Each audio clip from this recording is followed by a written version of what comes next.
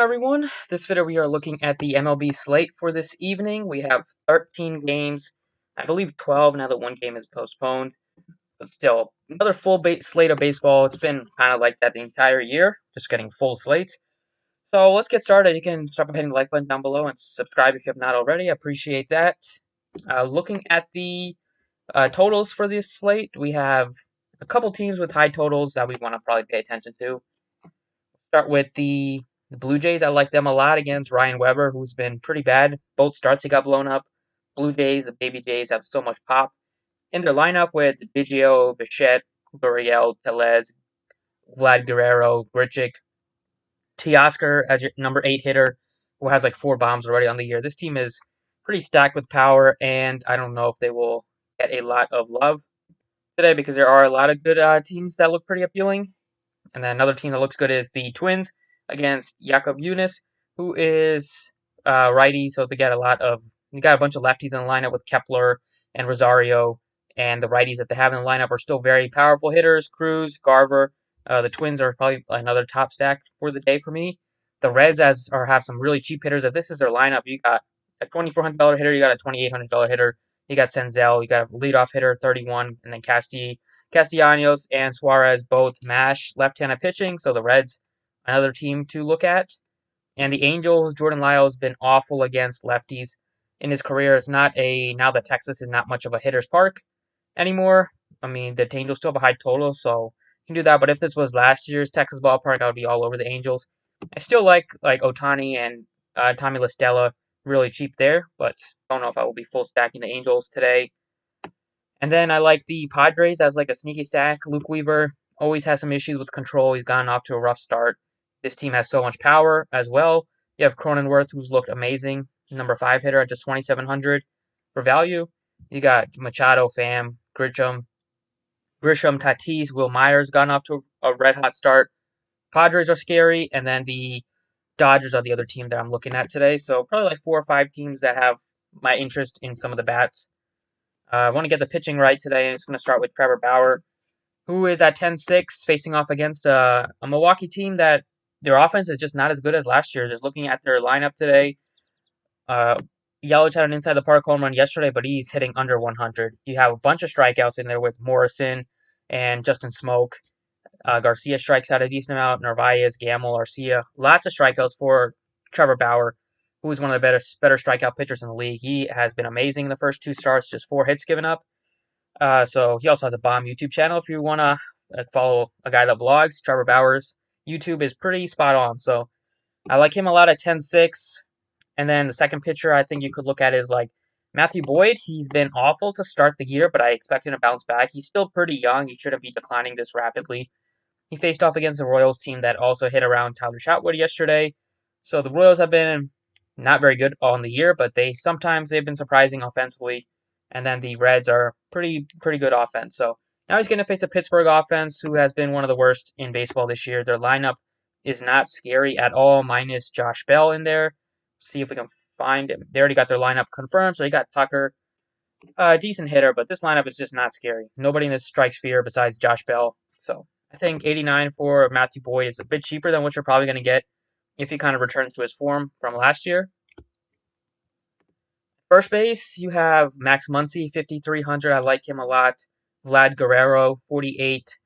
Then you have some value plays below, like around the $4,000 range. Some value maybe if you want to take a shot on like Hoskins, who's been pretty bad this year so far. But below 4,000, you also have more value with Tommy La Stella. You have 3,400 for Rowdy Tellez, Travis Shaw. I'm going with Rowdy Tellez against Weber, who's just been bad this year so far. If you want to look at the numbers for him, he's given up a monster slugging to both sides of the plate. He's given up 4 home runs already. And career-wise, he's been awful against lefties. This team is super powerful. Tellez, so much power, 3,400 first baseman. I like him a lot. At second base, I like Cavan Biggio, 4,700. Pretty high price point, but Biggio has a lot of pop. And I think at 4,700, he probably won't get too much ownership, but I feel pretty good about his chances to have a good game against Weber today. And then if you want to go cheap, you have Tommy La Stella, who was very surprising last year with the home runs. And this year he's facing off against Jordan Lyles, who was really bad against lefties last year. You get Tommy LaStella at a really nice price point, one of the better prices on the Angels. And LaStella had really flashed his power last year, something that we didn't really see out of him, but now in this age, with the ball being juiced a bit, anybody can hit home runs. And last year, Lyles gave up a 5.55 slugging to lefties, and LaStella is much better, as you would expect, against right-handed pitching than lefties.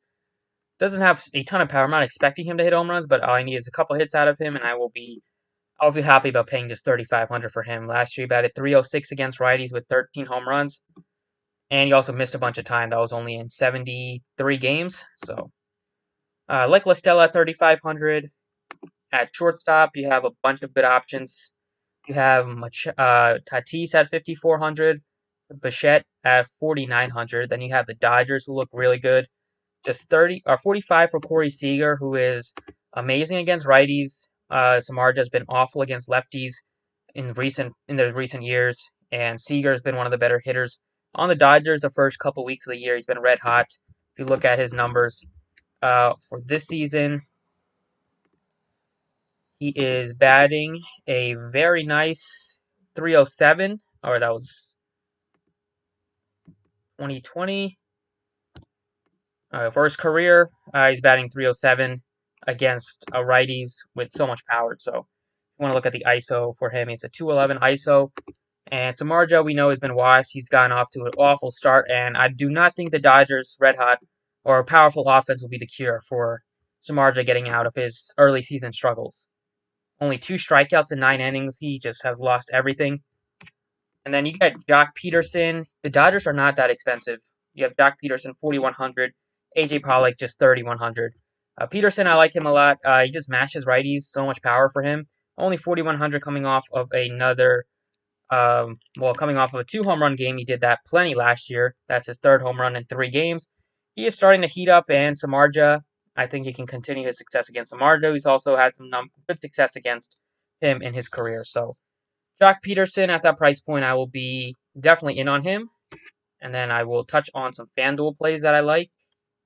All right, for Fanduel pitching, you have Trevor Bauer at the top, no surprise. Then you get $2,000 savings for Civale.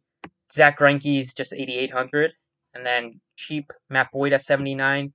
But I'm going with Trevor Bauer. If any pitcher on the slate breaks 60 fantasy points, there's probably going to be a good chance it is Trevor Bauer, and probably going to want him if that does happen. I'm not scared of this Milwaukee offense at all. Catcher, first base, same kind of guys I mentioned over on DraftKings. You have Mitch Garver, 2,700. He looks decent as a cheap play. At second base, Kevon Biggio is 3,500.